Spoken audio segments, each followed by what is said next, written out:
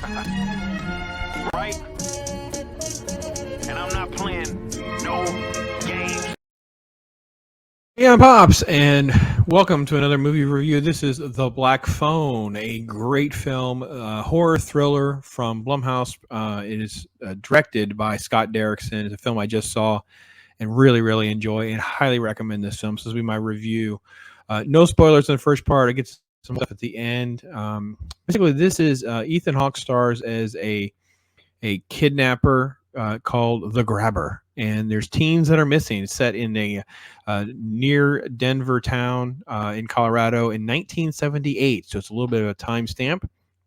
And it begins with just kind of setting up a whole bunch of characters, all sorts of drama and intrigue where, one kid is missing, and then fast forward a few months, another kid is missing.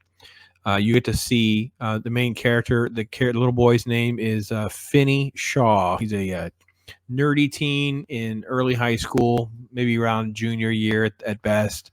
He is smart. He's bullied. The bully scenes are incredibly realistic because of how the bullying sort of tiered system worked back then. You start to learn that even the bully, there's problems. The kid's abused at home. You see a beaten with a belt scene to his sister. She's also the main character. Her name is Gwen. Madeline McGraw is the actress, the little girl that plays Gwen, and his name is Mason Thames. Thames, Thames. The kids are fantastic. Their dad is a drunk widower. Their mother's passed. It's played by Jeremy Davies, who I love from Justified in particular, but he's been in a ton of stuff. But great acting in this film. And basically, it's a kidnapping, missing child story, and it sets up, kind of give you some backstory. Gwen's struggling with weird dreams and nightmares. The town doesn't know what to do. The Grabber just kind of keeps escalating. Then obviously, Finney gets abducted. He basically arrives in basically a concrete basement, soundproofed, and there's a black phone on the wall with its wires all frayed, so it's obviously not hooked up to anything.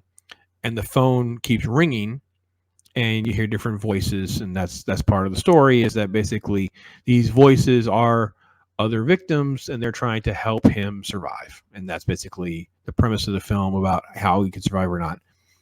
Ethan Hawke's character wears a mask pretty much through the whole film and is absolutely menacing, intimidating. The kid is phenomenal in just emotional swings. His intelligence is on display, yet his curiosity, trying to come up with solutions, his physical limitations. You're gradually cheering for this kid as the story goes on, yet it still taps into that base fear any parent has. Like, what happens if my kid goes missing? Like, what do I do? The hopelessness that consumes not just the kid and the parents and the community, but even the police officers. Like, you could just see they're just worn and frustrated that they just can't get a proper lead. They can't get this person. So that's pretty much the film. It is fantastic. It builds upon layers. A lot of cursing, some F-bombs and things, especially with the kids. But it's never gross. It's never really profane. There's no sex, no nudity. The horror is like intrigue thriller horror, right? Murdered bodies, some blood, but not gory for the sake of being gory, and not like weird, Out of place. It's just everything is done real. Derrickson perfectly paces this film. The editing's great. The music's great. Jump scares are perfect, but they're never overdone. We don't ever have to deal with a bunch of stupid fake outs and too many jump scares, and you don't have to deal with all those tropes. This one's just, oh man, it's just, the more I've thought about it, I just realized this is such an anomaly in 2022 to have such a highly recommended film on this level and in this genre. Gotta give him kudos. Great job.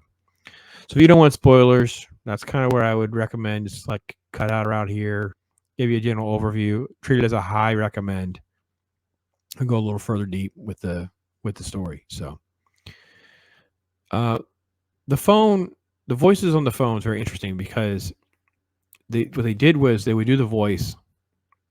And then as the story goes on, especially because they have characters that they introduce in the early part of the film, and those kids don't make it. So now they pop up as a voice and then a ghost. They play that perfectly. They do jump scare. They do bloody and over the top. They do like pull at your heartstrings because it's one that he knows. Like he was a character you liked, and now he's gone too. The character looked up to this kid, like he protected him from the bullies, and now he's gone, so he couldn't even stand up to this killer. How would this little tiny wimpy nerdy kid do it? Freaking great. All of this freaking great. They have 4 or 5 masks that Ethan Hawke's grabber changes. Now, I will admit, I didn't really pick up too much on the metaphor and their significance because it was almost like distracting to try to do that because you're trying to keep up with the story. But in a second or third viewing, I'm going to be able to figure out a little better way to explain the one that has a horns versus not a horn. You can see more of his top of his face, those kinds of, because they have different personalities. And I thought, are they going to go for like a personality disorder thing here? But they didn't. It's just really good. And they give you a twist that is so obvious you don't see it coming. Like it's so freaking good because there's little clues. Like, okay, the ghost will say, go to the floor, you can dig, and you can dig under the foundation. And of course, it sounds good on the surface, but when you're a little nerdy kid, how are you going to cover this hole? How are you going to keep your work secret, and physically do it? So nothing ever really quite works out for him, but he keeps trying different things. And I will say that kind of creates a plot hole because at one point he gets like the metal protective grate off the window so he could, in theory, get out the window, but the grabber never notices that the grate's missing. Like that was kind of a stupid little plot hole there, but it's fine. I'll watch it again and see how much of it really matters. But when the kid at the end like sets up the trap and the plan and the scheme to escape and how it gets executed, even though you kind of see it coming, I felt really fun and surprised by it all. I didn't feel like it was contrived or stupid or lame. Even though he's little, he gets his butt beat up like constantly. Like he even gets out of the house at one point, gets caught.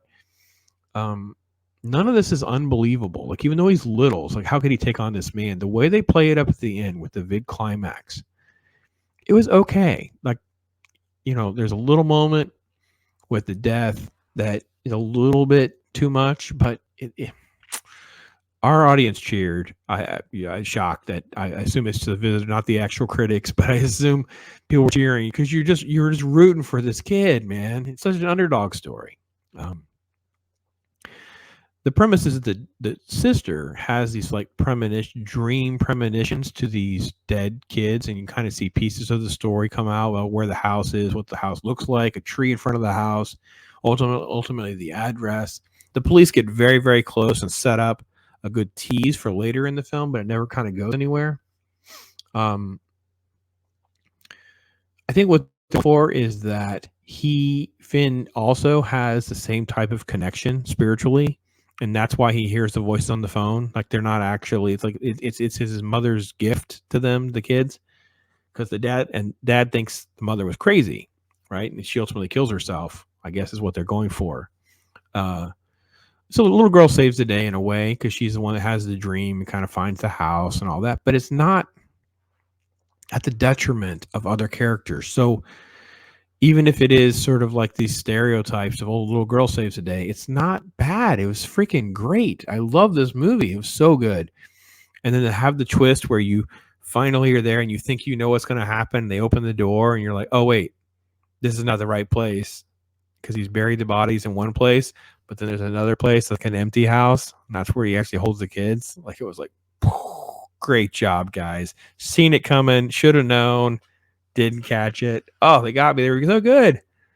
So listen, is it the best horror thriller? No, it's not. Like 7, I think for me is probably the top of my list on that kind of genre. But I kind of likened it to Split, which came out in 2015. M. Night Shyamalan's Split, where it was it has a lot of different aesthetics. It's very well edited. The music's good. Performances are good. and it's like something it's kind of out there, but it's not like it's big. But if the word of mouth catches on how good this movie is, it could really, really surprise people. Anyway, so listen, again, you stuck around this long. I gave you most of the spoilers, but reality is it's a freaking great movie because it's executed so well. High recommended for me, which, a lot of ways, it's not something I can say very often. So anyway, if you see it, you disagree, you agree, whatever, give me your comments, thoughts below. I love the likes, the shares, the comments. I enjoy the interaction, so feel free to do so. I'm Pops. At least you always know where you stand with Pops. So I like that about him. He's not passive aggressive. He's not sneaky that way. He'll give it to you straight down both barrels.